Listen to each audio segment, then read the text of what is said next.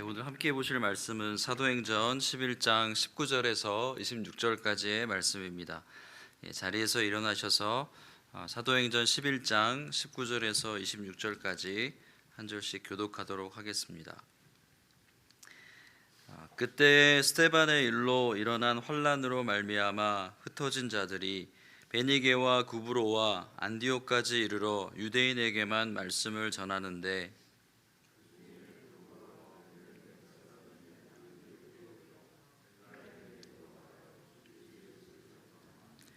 주의 손이 그들과 함께 하심에 수많은 사람들이 믿고 주께 돌아오더라.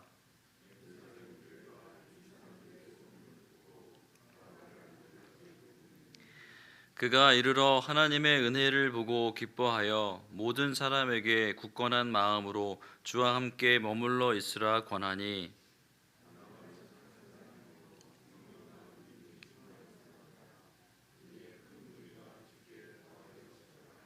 바나바가 사울을 찾으러 다소에 가서 안남의 안디옥에 데리고 와서 둘이 교회에 1년간 모여 있어 큰 무리를 가르쳤고 제자들이 안디옥에서 비로소 그리스도인이라 일컬음을 받게 되었더라. 아멘. 자리에 앉으시겠습니다.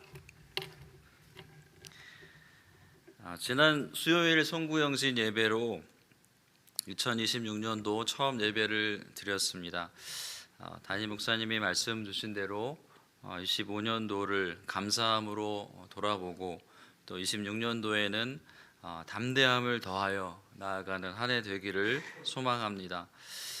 지난주 토요 새벽 예배 말씀 퍼스트 노엘에 관한 내용이어서 오늘은 퍼스트 크리스찬들에 관한 내용으로 말씀을 나누려고 합니다. 온 세상의 구세주가 되시는 예수님이 이 땅에 태어나신 날이 첫 번째 노엘이었는데요. 우리가 지금은 자주 쓰고 있는 이 크리스찬이라는 단어가 처음 생겨난 이야기에 대한 내용이 오늘 본문 말씀입니다. 오늘 본문은 성령을 힘입어 감사함으로 담대히 나아갔던 사람들의 이야기입니다. 이 사람들은 안디옥 교회를 세워나간 사람들입니다. 예루살렘 중심의 유대인 교회에서 이방인 전도의 핵심인 안디옥 교회가 세워지게 된 이야기입니다. 이 일의 시작은 저희가 읽은 대로 스데반의 순교로 비롯되었습니다. 스데반의 일로 일어난 환란으로 신자들은 디아스포라 곳곳으로 흩어졌습니다. 그렇지만 이 환란을 통해서 예루살렘 바깥에 있는 다양한 지역에서 유대인들 가운데 말씀이 확산되는 결과를 가져왔습니다. 디아스포라 유대인들은 안디옥까지 이르러서 유대인들에게만 말씀을 전했습니다. 이들은 아직 베드로가 이방인 백부장 고넬료에게 복음을 전한 소식을 듣지 못했습니다. 예루살렘 공회에서 이방인들도 하나님의 말씀을 받았음을 공인한 사실을 아직 몰랐습니다. 이방인들에게도 유대인들과 마찬가지로 하나님이 생명 얻는 회개의 길을 여셨다는 소식을 모르고 있었습니다. 안디옥은 이 당시에 로마와 알렉산드리아 다음으로 큰 도시였습니다. 안디옥의 인구가 대략 50만 명 이상이었습니다. 시티 안디옥에는 왕궁과 경마장이 있는 한 섬이 오론테스라는 강 한가운데에 있었습니다. 그리고 이 섬과 도시 중심부는 다리로 연결되어 있었습니다. 그만큼 규모가 큰 시티의 도시의 모습을 갖춘 곳이 안디옥이었습니다. 20절 말씀을 세 번역으로 읽어드리겠습니다. 그런데 그들 가운데는 키프로스 사람과 구레네 사람 몇이 있었는데 그들은 안디옥에 이르러서 그리스 사람들에게도 말을 하여 주 예수를 전하였다. 스데반의 순교 이후 흩어진 사람들 중에 안디옥에서 복음을 전하던 사람들이 있었습니다. 그들은 유대인들에게만 말씀을 전하던 사람이었습니다. 그런데 그들 가운데 아직 예루살렘 공회의 소식은 듣지 못했지만 헬라인들에게도 예수님을 전한 사람들이 있었습니다. 그들은 읽어드린 대로 구브로와 구레네 지역 출신 사람들이었습니다. 이들이 복음을 전했고 주님의 손이 그들과 함께 하셔서 수많은 사람들이 믿고 주님께로 돌아왔다고 누가는 기록하고 있습니다. 이제 안디옥이라는 큰 도시에서 이방인 선교의 물꼬가 트이기 시작했습니다.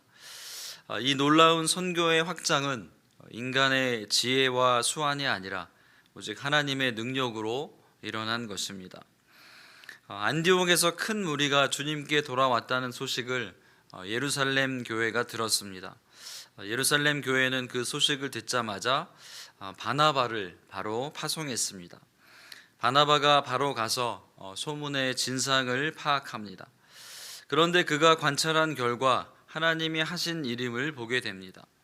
하나님의 전적인 은혜가 임한 것임을 확인하고 기뻐했습니다. 그리고 바나바는 모든 사람에게 주님과 함께 머물러 있으라고 권면했습니다. 누가는 복음의 확장이 전적인 하나님의 은혜임을 강조하면서도 바나바의 성품을 언급합니다. 바나바의 영적인 자격이 교회의 부흥에 그리고 복음 확장의 원동력이 되었기 때문입니다. 24절 세 번역으로 읽어드리겠습니다. 바나바는 착한 사람이요 성령과 믿음이 충만한 사람이었다. 그래서 많은 사람이 주님께로 나아왔다. 여기서 착하다는 단어는 무슨 의미일까요? 흔히 사람의 성격을 얘기할 때 쓰는 것처럼 단순히 온순한 성격을 가진 사람을 의미하는 것일까요? 착하다에 해당하는 헬라어 아가토스는 온순하고 친절한 성격만을 말하는 것이 아닙니다. 아가토스는 도덕적인 선함, moral goodness를 말합니다. 이 선함은 성령의 열매이기도 합니다. 아가토스는 하나님의 뜻에 부합하는 성품입니다. 다시 말하면 바나바가 착하다는 것은 단순히 그의 따뜻한 성격을 말하는 것이 아닙니다. 하나님의 성품이 그의 삶으로 드러난 상태를 의미합니다. 그의 선함은 성령과 믿음의 충만으로 이어졌습니다. 그리고 그의 선함은 많은 사람이 주께로 나오는 공동체의 부흥으로 이어집니다. 바나바와 함께 안디옥 교회의 부흥을 이룬 사람이 한 명 더 있습니다. 우리에게는 이미 유명한 바울입니다. 11장에서는 아직 사람들에게 많이 알려지지 않은 사울입니다. 아직 예수를 믿는 사람들을 핍박했던 박해자로 더 많이 기억되던 사람입니다. 25절과 26절 말씀을 세 번역으로 읽어드리겠습니다. 바나바는 사울을 찾으려고 다소로 가서 그를 만나 안디옥으로 데려왔다. 두 사람은 1년 동안 줄곧 거기에 머물면서 교회에서 모임을 가지고 많은 사람을 가르쳤다. 제자들은 안디옥에서 처음으로 그리스도인이라고 불리었다. 선한 바나바는 안디옥의 부흥을 위해 다소에 머물고 있는 사울을 찾아갔습니다. 안디옥부터 다소까지는 160km가량 떨어진 곳이었습니다. 사울을 데리러 간 여정은 결코 쉬운 결정이 아니었습니다. 그럼에도 불구하고 바나바가 사울을 픽업하러 간 이유는 디아스포라 유대인인 바울이 특별히 이방인 전도에 적합한 인물임을 알았기 때문입니다. 26절 말씀 읽은 대로 바나바와 사도 바울은 안디옥에서 1년 동안 열심히 사역했습니다. 교회에서 모임을 갖고 많은 사람을 가르쳤다고 누가는 기록하고 있습니다. 그 결과 어떤 일이 일어났습니까? 세상 사람들이 안디옥 교회 밖의 사람들이 교회의 제자들을 그리스도인이라고 부르기 시작했습니다.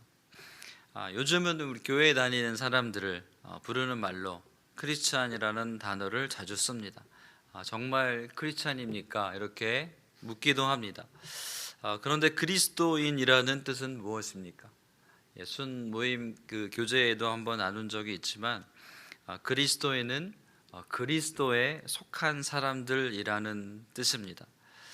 크리스찬이라는 말은 우리 신앙인의 정체성에 관한 호칭입니다. 바나바도 사울도 그리스도에 온전히 속한 크리스찬이었습니다. 그들도 이미 그리스도인이 되었고 그들이 열심히 안디옥 교회를 섬겼고 그로 인해서 안디옥 교회의 교인들이 많아졌고 그리고 그 제자들을 교회 밖 사람들이 크리스찬이라고 그리스도인이라고 부르기 시작했습니다. 왜냐하면 그들의 모습 속에서 그리스도의 형상이 보여졌기 때문입니다.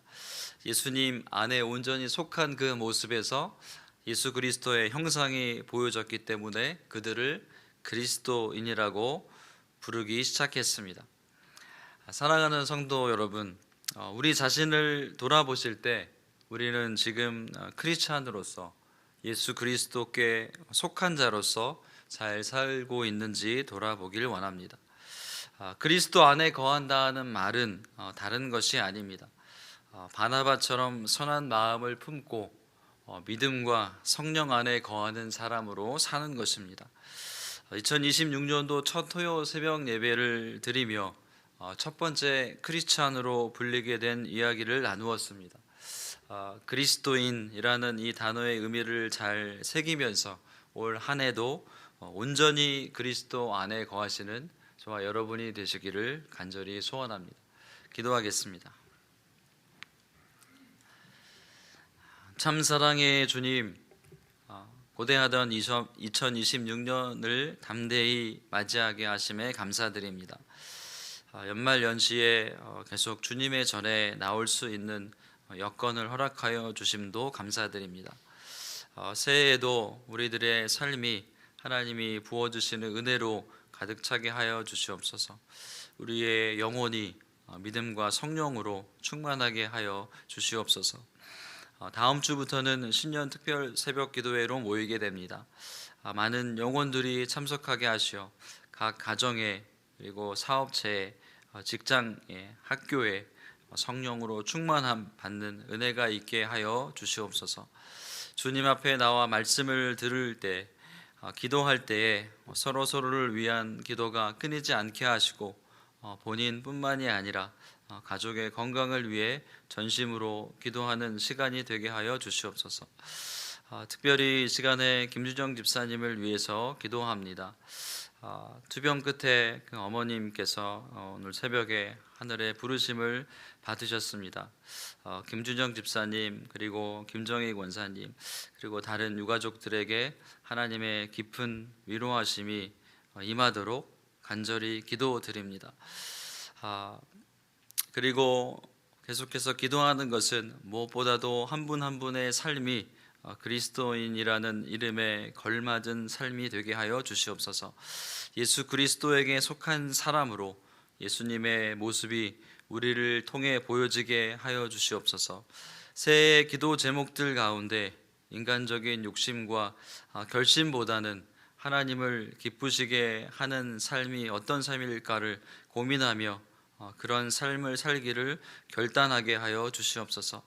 새해는 새로운 성령 충만으로 우리를 채워주시고 2026년 한 해 내내 말씀을 향하여 달려나가는 저희들 되게 하여 주시옵소서. 이 모든 말씀을 우리에게 믿음 주시고 성령님을 보내주신 예수님의 존귀한 이름으로 기도드렸습니다.